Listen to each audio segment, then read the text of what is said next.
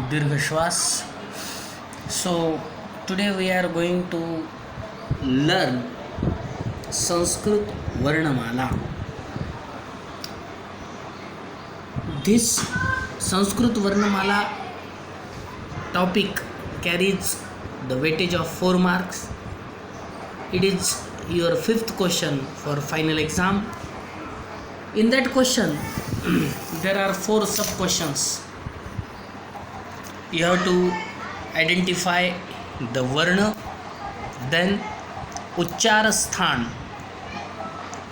then varna vinyas and varna sanyog. So what is this varnamala? किसी भी भाषा को जानने के लिए वर्णमाला बहुत और बेहद ज़रूरी है. भाषा का उगम कहाँ से हुआ ये भाषा शास्त्र हमें बताता है. संस्कृत भाषा ऐसी धारणा है कि भगवान शिव शंकर भोलेनाथ ने नृत्य किया. भगवान शंकर के नृत्य को तांडव, और उस तांडव को देखने वाली माँ पार्वती के स्मित हास्य को लास्य कहा गया है. तांडव का ता और लास्य का ल, इसमें से ताल निर्माण हुआ. जब अपना नृत्य तांडव पूर्ण करने के बाद भगवान श्री शंकर ने अपना डमरू बजाया तो उस डमरू में से 14 अलग अलग ध्वनि बाहर आए, जिसमें से माहेश्वर सूत्र बना. ये माहेश्वर सूत्र जिसमें सभी व्यंजनों का वर्णन है.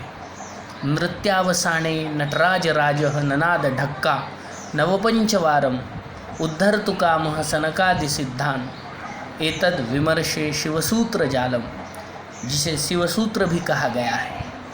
इस शिवसूत्र के अनुसार, इस माहेश्वर सूत्र के अनुसार संस्कृत भाषा की वर्णमाला कुल मिलाकर 48 वर्णों की है, जिसमें 2 स्वराश्रित, 13 स्वर और 33 व्यंजन आते हैं.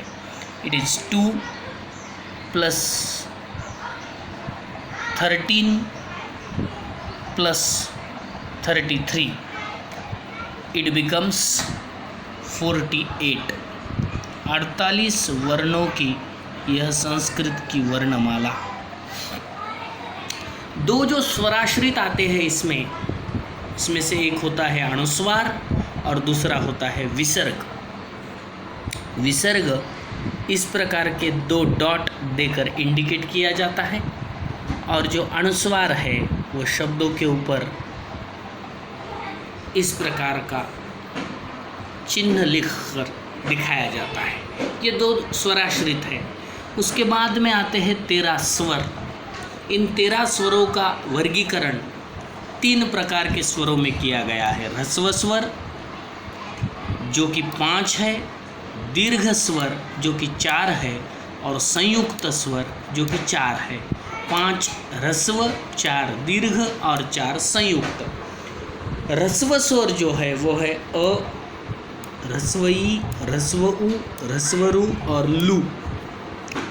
जो दीर्घ स्वर 4 है वो है आ, दीर्घ-ई, दीर्घ-उ और दीर्घ-रू. जो संयुक्त स्वर है उनमें आते हैं ए, ऐ, ओ और औ. इस प्रकार ह्रस्व 5, दीर्घ 4, संयुक्त 4, कुल मिला के स्वरों की संख्या होती है 13. इसके बाद आते हैं व्यंजन. व्यंजनों को 2 वर्गों में क्लासिफाई किया गया है. These are called as consonants and these are called as vowels.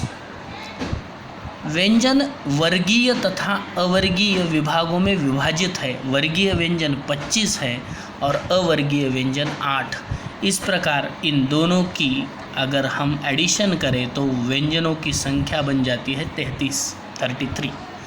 वर्गीय व्यंजनों में व्यंजनों के 5 अलग अलग वर्ग है. क, च, ट, त, प. हर एक वर्ग में 5-5 व्यंजन है. इस प्रकार ये 25 और अवर्गीय व्यंजन य, र, ल, व, श, स और ह। इस प्रकार ये 8 और ये 25, कुल मिलाकर 33 व्यंजन, 13 स्वर और 2 स्वराश्रित। इस प्रकार ये वर्णमाला 48 वर्णों की है। इसमें से जो व्यंजन है वर्गीय तथा अवर्गीय, हर एक वर्ग के पहले 2, ये जो व्यंजन हैं, ये पहले 2 व्यंजन, इनको कठोर व्यंजन कहा गया है, और अंत के जो 3 व्यंजन है, इनको मृदु व्यंजन कहा गया है। य, र, ल, व, श, स और ह, ये जो व्यंजन है, इसमें से श और स, इन तीनों को कठोर व्यंजन कहा गया है, और बाकी जो बचे 5 है, इनको मृदु व्यंजन कहा गया है। इस प्रकार कठोर व्यंजनों की संख्या ये 10 और ये इधर 1, 2, 3 कठोर व्यंजनों की संख्या आती है 13, और मृदु व्यंजनों की संख्या आती है 20। इसमें से ये 15 और ये यहाँ य, र, ल, व और ह 5। कुछ इस प्रकार की हमारी संस्कृत भाषा की वर्णमाला है।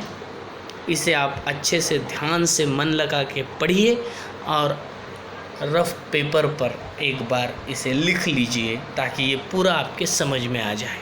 थैंक यू, टेक केयर, जय हिंद, जय महाराष्ट्र।